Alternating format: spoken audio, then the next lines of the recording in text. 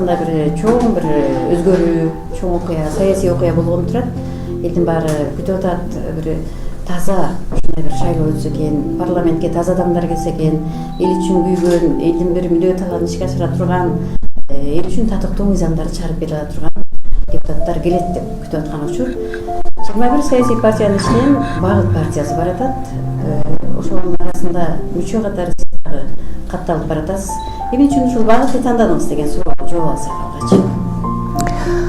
Жакшы болот, саламатсыздарбы? Мен дагы учурдан пайдаланып сиздерге кыскача айтып өтөйүн. Мен өзүм партия менен каттоого киргем, 78 партиянын ичине, анан ошонун ичинен тандалып отуруп, биз дагы жаш партия болгондуктан бир 3-4 сунуш болду.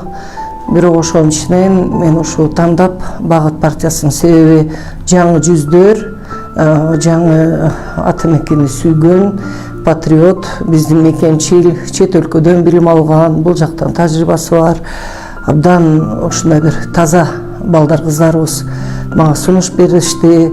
Насаатчы катары, тажрыйбасы, билими бар адам катары сиз биз менен барыңыз деп, анан мен албетте өтө кубаныч менен кабыл алдым муну. Буга чейин чынын айтсак, партиялык тизме менен келген партиялардан тажап бүткөнбүз.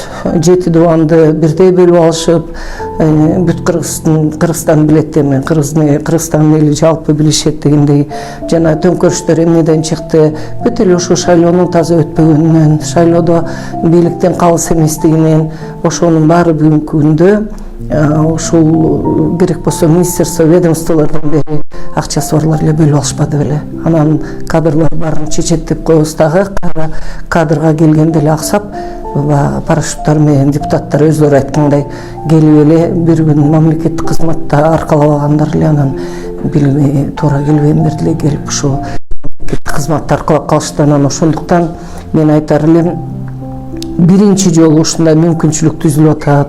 Алгачкы жолу ушундай бир Багыт саясий партиясынын бизге окшогон дагы жаңы партиялар бар, жаш партиялар, ошолорго бир жакшы азыркы бийлик тарабынан шарт түзүлүп берип атат. Эми ушул аягына чейин таза өтсө, аягына чейин мурдагыдай болуп элибиз сатылбаса, элди сатып албаса, баягы акчалар таратылбаса, анда биздин Багыт партиясынын өтө чоң мүмкүнчүлүгү бар деп мен ойлойм, терең ишенем. Эми ушул сиздердин партия көпчүлүк элдин добушуна ээ болуп, анын катарында сиз дагы бир ошо элдин колдоосу менен депутат болуп барып калсаңыз, эң эле биринчи сиздер кайсы жумуштан баштасак деген бир ниет болуп турат, кайсы мыйзамды көтөрүп чыгуу аракети болот? Эми албетте биринчи кезекте мен Багыт саясий партиясынын программасын турмушка ашыруудан баштайм. Биздин Багыт саясий партиябыздын программасында 5 чоң бөлүмдөн турат. Бул уже бардыгына белгилүү дегенде биз программаны айтып чыгып атабыз. Анан эң чоң эле көйгөй мында социалдык көйгөйлөр, жумушсуздук, ошол эле билим берүү тармагы, ошол эле биздин социалдык тармак демекчи. Анан албетте мурдагы парламентте таптакыр эле элдер иштеген жок деген ойдон мен өтө алысмын.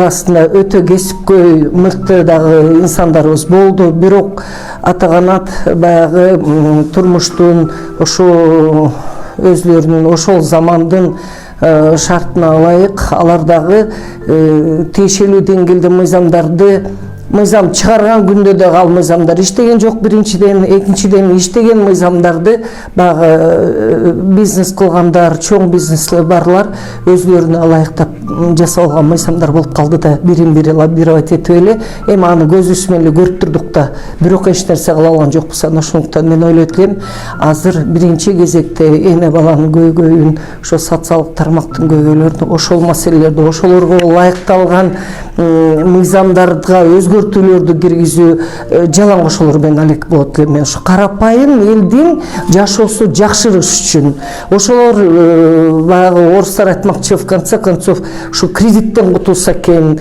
ушу черный списоктон чыгышса экен, эл катары өзүбүздүн Кыргызстандын бермекте болгон ысык көлгө мындай полноценный жанагы чет өлкөдөн келип эс алган биздин ушул жарандарыбыздай болуп кенен кесир барып эс алышса экен, өзүбүздүн жерибизде туруп өзүбүз жайына келип ошол жерге эс алган мүмкүнчүлүгүбүз жок.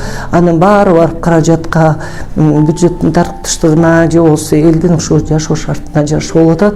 Анан бүгүнкү бийликтен абдан үмүтүбүз зор. Албетте биз баарыбыз тең эле.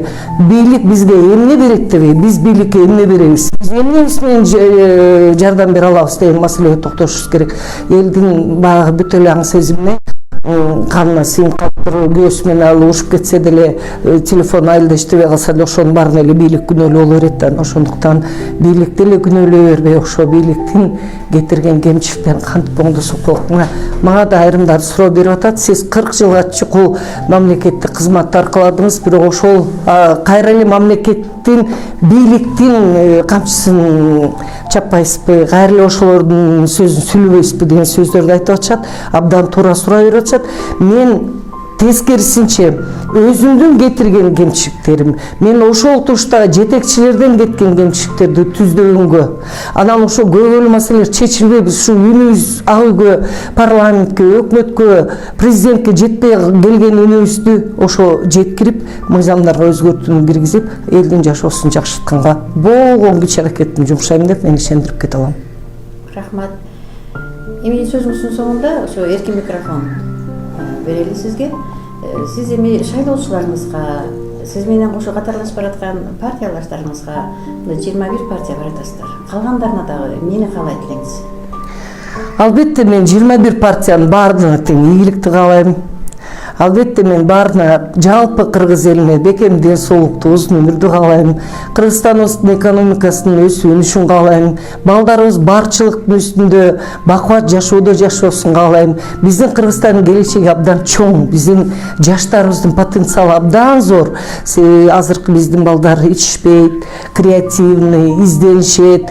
Булар дүйнөлүк деңгээлде эл аралык олимпиадаларга чейин катышып, ошол чет өлкөлөрдөн окуп, ошо тажрыйбасын бияктан, мына биздин партияда да ошо чет жактан окуп келген балдарыбыз бар.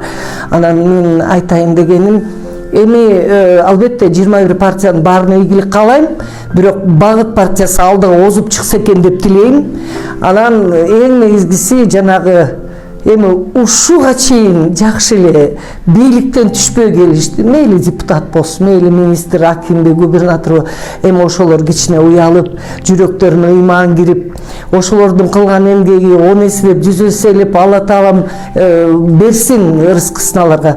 Бирок ушу эми элди жиркентпей, элдин кыжырын келтирбей эле, ошолор мындай чыгып эле балдары кирсин, кыздары кирсин, өзлөрүнүн эми чын элдер көрөйүн деген көзү деле жок калды. Анан ошондуктан мен айтар элем, арасында татыктуулары да бар. Анан парламентке татыктуулар келсин, таза адамдар келсин, Кыргызстаныбыз гүлдөп өссүн, кыргыз элибизге ынтымакты, биримдикти каалайт элем. Аллахыма 1000 мертебе шүгүр дейт элем. Мына 2 жыл мурун эле эмне деген сыноодон өткөрдү. Алла Тааланын сыноосунан өтүп баарыбыз бет кап кийип үйдө отуруп калбадыкпы? Эмне деген кыйын инсандарыбыздан айрылдык. Ошол сыноодон кийин деле болбой эле жанталашып, дагы эле бийликтеп, дагы эле жуулуп булгандар толтура. Мен Аллахыма 1000 мертебе шүгүр кылам. Мен абдан мыкты жетекчилер менен, абдан мыкты коллективдер менен иштештим. Анын көпчүлүгү менен Нарын райондук мамлекеттик администрациясы, Нарын районунун эли менен иштештим. Ошол 1000 мертебе ыраазычылыгымды билдиргим келет. Мен көп нерсе үйрөндүм, көп нерсеге үйрөттүм. Менден кеткен кемчиликтердин баарын азыр жоюп, себеби адам өз кемчилигин билип жоймоюнча, анан бир сөздү айткым келет, балык башына сасыйт. Эгерде биздин биринчи жетекчилер таза болсо, калган баары таза болот. Анан ошондуктан мен тилер элем бүгүнкү күндө кыргыз элинин өсүп өнүшүнө биздин жардам бере турган күнүбүз келди. Чапкан сайын көз чыга бербейт да, кеч келе төңкөрүш, кеч келе кыргыз эли эми мындан ары каяка бармак элек. Андан көрөк биз ушул жакындан жардам берип, эл журтка тынчтыкты, ынтымакты, ыйманды тилеп кетмекчимин. Баардыгыңыздарга бакка чушуу рахмат. Сизге рахмат. Баатан бери абдан кызыктуу баарлашуу болду. Ачык ойлоруңузду